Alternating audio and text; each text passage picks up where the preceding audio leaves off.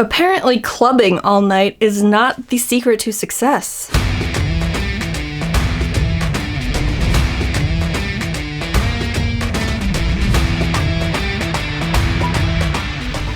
Welcome to From Center Ice. My name is Courtney, and I am here to recap the night that was in NHL playoff hockey last night. And we've got two extremely different series to talk about, but we will kick it off by talking about the game that was on first. That was the fourth game of the Battle of Florida between the Tampa Bay Lightning and the Florida Panthers. Now, there was a pretty funny rumor going around the internet yesterday talking about how apparently the Florida Panthers were out very late into the night at a local Tampa Bay strip club. This has not been confirmed, but if it in fact didn't happen, I'm going to just believe that it's true because it's pretty funny. Your season's on the line and you're just out clubbing into the night. I mean, hey, had it worked, then they would have a pretty great new routine. Because if you win, you can't change up your routine. That just goes against superstition. But alas, it did not. But to talk about this game, let's go over the goals that happened. About 9 minutes into the second period, after a shot from the Florida Panthers had hit all three goalposts, the Tampa Bay Lightning took the puck the other way. Ondrej Palat retrieved the puck in the corner after Nick Paul had dumped it in.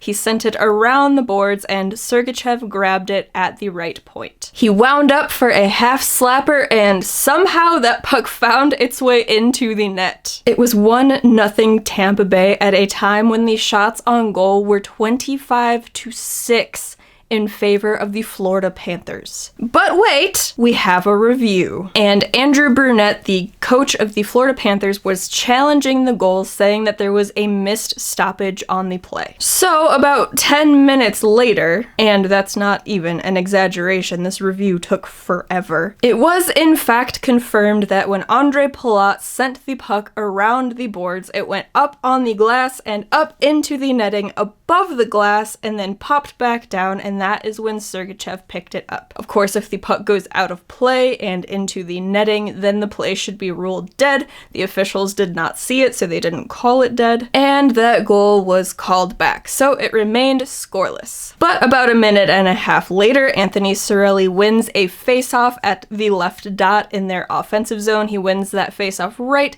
to Kucherov, who gets the puck and shoots it immediately into the net past Sergei Bobrovsky. 1-0 Tampa. But wait, we have a review. And this time, the goal was called back because Anthony Cirelli won the faceoff with his glove and not with his stick, so it should have been called dead for a hand pass. So the game remained scoreless heading into the second intermission after Tampa Bay had had 2 goals called back in the span of 2 minutes off of missed call challenges. I have never seen such a thing. You were almost getting the feeling that Florida was going to come back in this one and score the first goal and then end up winning it just because those 2 were erased for Tampa. Unfortunately for the Panthers, 6 minutes and 16 seconds into the third period, Tampa Bay dumps the puck into the offensive zone. The Panthers cannot clear the puck. Zach Bogosian stops it at the blue line and just whips it toward the net before the Panthers can get to it. And as Patrick Maroon is cutting to the net, he has his stick flying all up in the air, ends up knocking the puck down. It goes between Sergei Bobrovsky's legs and just trickles into the net. 1-0 Tampa. And it stays that way this time. People were asking about high sticking, but on the replay, you can see that Maroon does officially hit the puck when it is below the crossbar, so it is a good goal. It was a really unfortunate one for Bobrovsky to give up. He had been playing pretty well up till that point. He didn't have to play great. Tampa only had 15 shots through the first 2 periods. Of course, 2 of those pucks did go in, but they were called back, so it's okay. But that one, that one was rough. If he hadn't lost sight of the puck, he may have been able to stop it because it really did just trickle between him and took its good old time crossing the goal line. Brandon Hagel did crash the net to make sure it did go in, but he didn't get a touch on it. The puck was Patrick Maroon's. With about 5 minutes to go in the third period, Aaron Ekblad has the puck and he just rips it off of the crossbar. Had that gone in, that would have tied it at 1. With 2.5 minutes to go, the Panthers got a power play. Ondrej Palat went to the box for delay of game. Funny enough, he was basically standing in the exact same spot as he was when he threw the puck out of play in the offensive zone when the goal was called back. So maybe Palat should just ignore the right corner, just stay out of it. But then with 23 seconds to go in the period, Anthony Cirelli cleared the puck out of the zone and Ondrej Palat caught up to it coming out of the box and scored the empty netter. 2-0 Tampa. And credit to Florida, they did get some good chances on that power play. There was some mad scrambles in that Tampa crease. But Andrei Vasilevskiy with yet another shutout in a closeout game. And the Lightning took Game 4, and they took the series in a sweep. Now, I very much did not want the Tampa Bay Lightning to win this series. I was rooting for the Florida Panthers, but it got to the point where I just wanted the series to be over with because it was just a lot of bad hockey. The Panthers looked like trash in games 1 through 3. They came out in game 4 and finally looked like an NHL team. Had they played like that throughout the series, maybe it would be a bit of a different story. Maybe they would have at least won one game, but they looked horrible. Tampa really didn't look all that good themselves, but they are beat up like crazy. We were promised a good series in version 2 of the Battle of Florida after version 1 in the last postseason was probably the best series of the playoffs. This one may be the worst for this year, but now it's over, and the Tampa Bay Lightning are moving on to the Eastern Conference Final. The Panthers tried. In Game 4, the shots were 49-26 in favor of the Panthers, but it wasn't enough. Now we fly over to St. Louis for the second game of the night, that being Game 4 between the Colorado Avalanche and the St. Louis Blues. And there was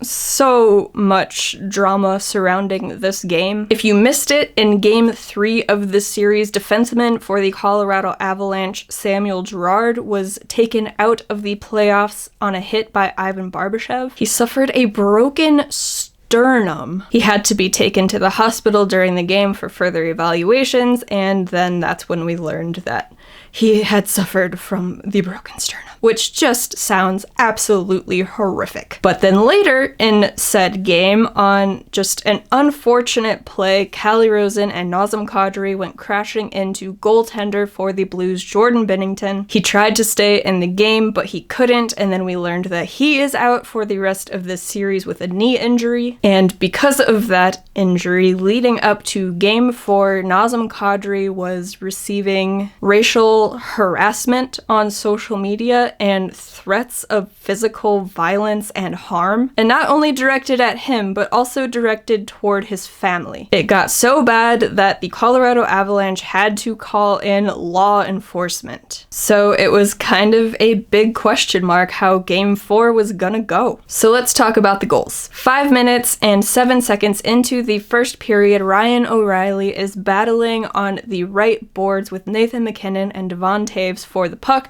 The puck pops down to that corner where Pavel Buchnevich picks it up, sends a nice little backhanded pass to David Perron, who is all alone in front of Darcy Kuemper. Kuemper looks like he is anticipating the quick shot, but Perron goes forehand and then wraps it to his backhand so he can just put it right around Darcy Kuemper.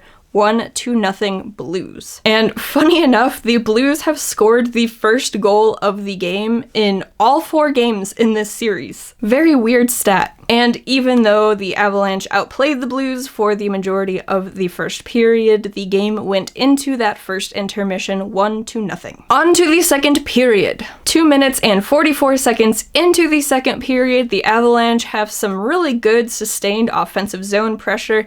Alex Newhook ends up with the puck right in the slot. He takes the shot, but it goes wide. Fortunately, he sticks with it and grabs the loose puck, sends it back to the point to Erik Johnson. Johnson walks the blue line a little bit. He fakes a shot, but then moves the puck into a better spot to go around all of the traffic, wrists it, and it goes into the net. tie game! 4 minutes and 7 seconds into the second period, there is a face-off in the Colorado Avalanche defensive zone, but Valeri Nichushkin picks up the loose puck, sends it out to the neutral zone on a beautiful stretch pass to Nazem Kadri, who picks up the puck instead of the Blues defender who was reaching out his stick to try to break up the pass. Once Kadri grabs the puck, he spins and he rushes into the offensive zone down the right wing. The Avs basically have a 2-on-1 with other Blues defenders trying to rush back, but Nazem Kadri elects to take the shot from the right circle, and he just snipes it short side on Ville Husso. What a goal! And even better was the celebration. He was giving it to the fans a little bit to shut them up after all of the harassment that he received coming into this game, and he is on the board. 2-1 Avs. And then about 20 seconds later, 4 minutes and 26 seconds into the second period, the Avalanche dump the puck into the offensive zone, and a strong forecheck by Lehkonen and Landeskog result in the Blues turning the puck over, and Landeskog just shovels the puck to Devon Toews from the slot. And as Toews is flying into the middle of the ice, he just sends a perfect wrister toward the net and in! 3-1 Avalanche. And then about 3 minutes later, 7 minutes and 32 seconds into the second period, after a 5-on-3 man advantage had expired for the Avs, Cale Makar takes a shot, but it is saved by Ville Husso. But there is Bowen Byram in the left face-off circle. He is there to grab the rebound, and he just sends a perfect pass through the middle of the ice to a wide open Nazem Kadri, who is waiting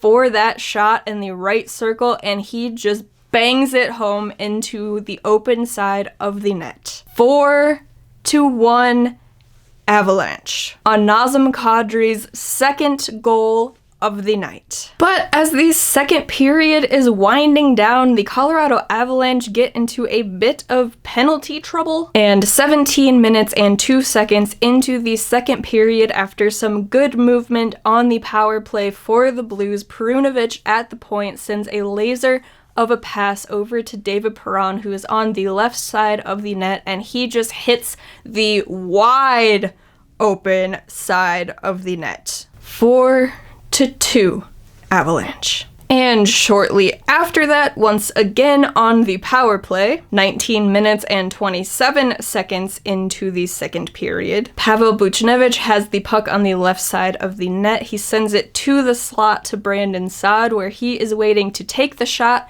He gets the puck toward the net. It bounces off a bunch of people, I want to say, but eventually ends up bouncing off of Buchnevich, who had crashed the net after passing the puck, and it goes in. 4-3 Avalanche. This game was 4-1, and now it is suddenly very close at 4-3, and that is how it goes into the second intermission. On to the third period.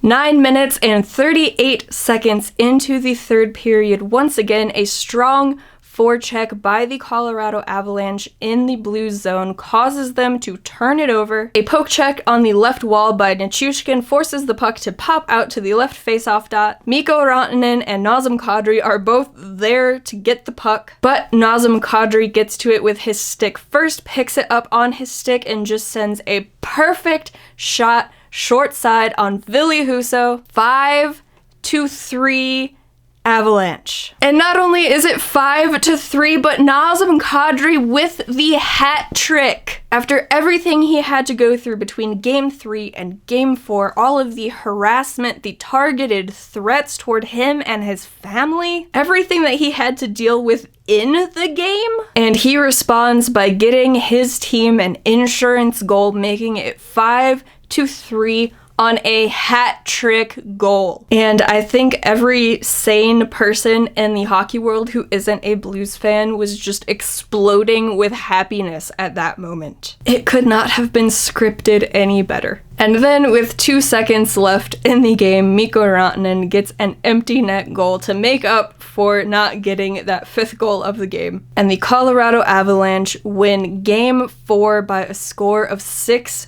5-3. And I mentioned that Kadri had to fight through things that he endured during this Game 4. So if you recall, on the second goal that he scored last night, the Colorado Avalanche had a 5-on-3 opportunity right before he scored that. And that was because as Kadri was making his way back to the bench, he was cross-checked by Pavel Buchnevich, and then as he was recovering from that, in flies David Perron with another vicious cross-check and just attacks him down to the ice. Both of those guys went off, so 5-on-3 for Colorado. Honestly, Perron should have been thrown out of the game for that. It's ridiculous he was even able to score his second goal of the game. Thank God the Avs didn't let him get a hat trick as well. But people want to talk about Kadri being a dirty player. And yes, he has had some very bad plays in his history, but he's been suspended for them. He's been punished for them. But you can't talk about those plays and then just excuse what Perron did there. And that wasn't even his only act of the night. After Kadri had scored that second goal, as he was celebrating it, David Perron was coming in to hit him with a flying elbow. Had he connected on that, Kadri could have been severely injured. And Perron was also in a net front battle with Devon Toews, and as he's standing up from being knocked down to the ice, he takes his stick and just jams it up between Toews' legs. And after all of this,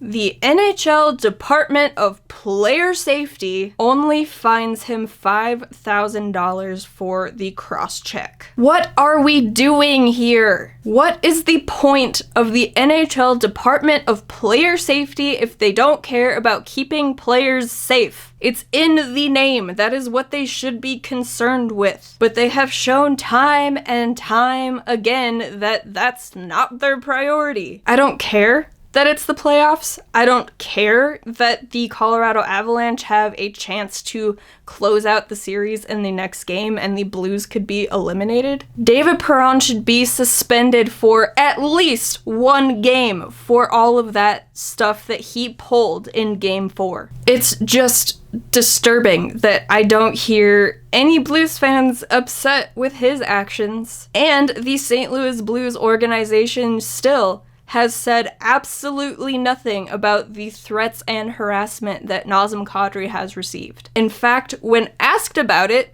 their coach Craig Berube said he had no comment. So you're telling me you can't even do the bare minimum and say that targeting players and harassing them and threatening them with violence isn't acceptable? Absolute garbage. But the good news is the Colorado Avalanche won Game 4. They can finally get out of St. Louis, go back to Denver. And Nazem Kadri, with everything against him, came out in that game and scored a hat trick. That was a great moment. But that's going to be all from me in this one. If you want to hear more from me or from Center Ice, you can go over to fromcenterice.com. There's links to all the places you can find us over there. I've been working on transcribing all of the podcast episodes and getting out accurate subtitles for these YouTube videos. But if you would also like to follow along on social media, you can find the links for all of those platforms down in the description. And if you haven't subscribed to this channel, go ahead and do that. Give this video a like because that would make me very happy. All of that being said, thank you all so very much for tuning in. I appreciate you. And let's hope for some more good games tonight. I will catch y'all in the next video. Bye guys.